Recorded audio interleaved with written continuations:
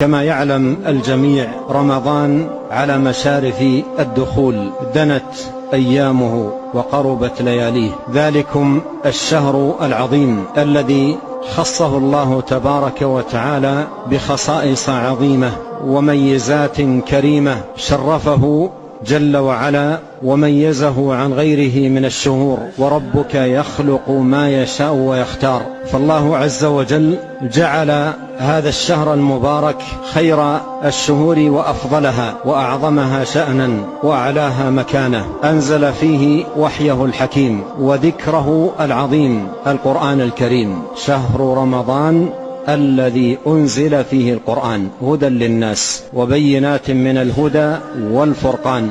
فنسأل الله أن يبلغنا رمضان، نسأل الله أن يبلغنا رمضان ونحن بصحة وعافية وأمن وإيمان وسلامة وإسلام، وأن يغنمنا خيراته العظيمة وبركاته الكثيرة التي خصها جل وعلا بهذا الشهر العظيم المبارك.